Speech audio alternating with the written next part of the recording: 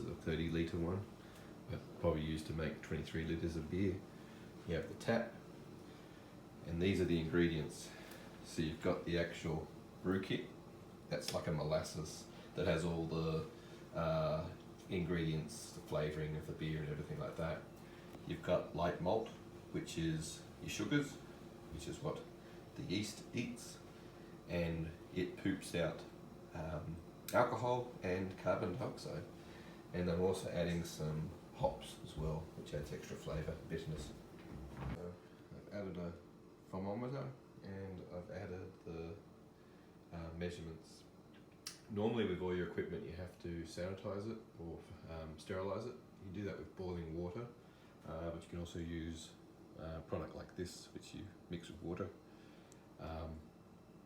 Seeing as this is the first time using this kit, I only have to wash them in hot water, but after every other one after that I have to sterilise before I mix the ingredients so it doesn't go off. So this is the brew that I've selected, so it's an IPA. It has all the ingredients that you need apart from the sugar. When you lift this up, take the lid off, you will see that it also comes with the yeast that you'll need. Different types of yeast for different beers, but most likely you use the one that has a temperature of between 21 and 27 degrees that you have to keep the temperature at, that it will ferment. If it's too cold or it's too hot, the yeast will die or go to sleep. Because this is quite a thick molasses inside, you actually want to put it in hot water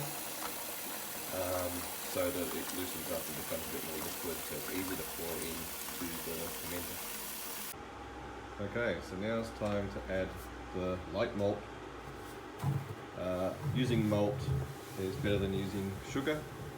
Sugar doesn't give very good flavour, makes a very low flavoured beer. We're getting something like malt, which ferments just like sugar, but also adds a much better flavour and better head and everything like that. Now, apart from this being important for flavour and so on, it's what gets turned into alcohol. So yeast eats sugar, poops out alcohol and carbon dioxide. Carbon dioxide makes your beer fizzy.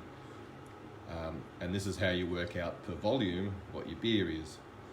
Alcohol level will be, because it basically whatever sugar you put in gets turned into alcohol, which is also why beers are actually low carb. Okay, so now we need to melt the sugar, so I'm going to add a litre of boiling water. You can see that going in. This has a fantastic malt smell. Now using our really long spoon that's also been sterilised, we mix the malt sugar. Make sure that it dissolves.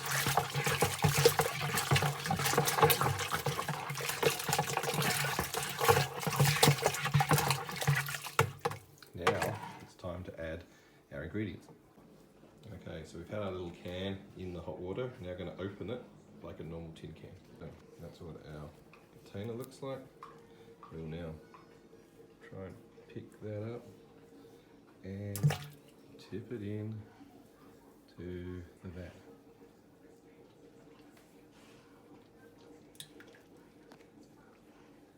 Now, as you'll see, there's still quite a bit in the container. We don't want to lose any of that, so we will add some boiling water to that.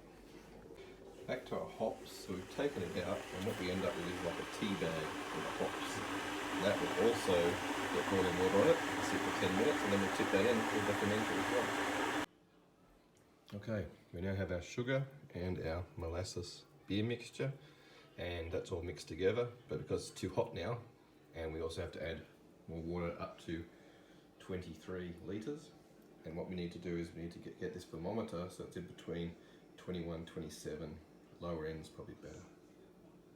Okay, so we've only filled it up to 20. That's mainly so that we can check the temperature. As we can see here, it's about 26 degrees, which is probably okay, but we want to get a little bit cooler. So the whole thing is you've got 3 litres to try and get the temperature right. I got the beer up to 23 litres, and looking at the thermometer, we're down to about 24, which is all looking good. So we should be ready to add the yeast and the hops. here is the hops that's been sitting there like a tea bag. So we're going to take that and we are going to dip that all in, including the bag, and that'll keep adding hops later. So here's the yeast. The yeast is, I think it's part of the mushroom family. It's basically a fungi that, as I say, will wake up at this temperature and will start eating all the sugar. So all we do is we just sprinkle the yeast just so it's evenly distributed, and you just leave it then. So probably take a day before it wakes up and starts actually eating and producing the alcohol and the carbon dioxide. So now we just have to put the lid on and then put it away for a week.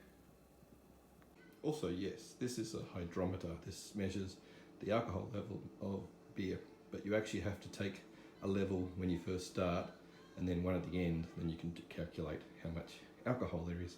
So we'll just do that now. Okay, so I've basically put some beer in the container there, and then I will drop the hydrometer into the beer, and as you can see, it sort of floats a bit, and then based on that I take its starting measurement. So this is basically a little S-bend sort of device, and you can stick it on the top of your beer and it allows bubbles to come through but no air to get in. It's an airlock. That's so you can see whether your beer is producing carbon dioxide. They don't always work just because the seals aren't as fantastic. My last beer kit never worked, but never had any problems.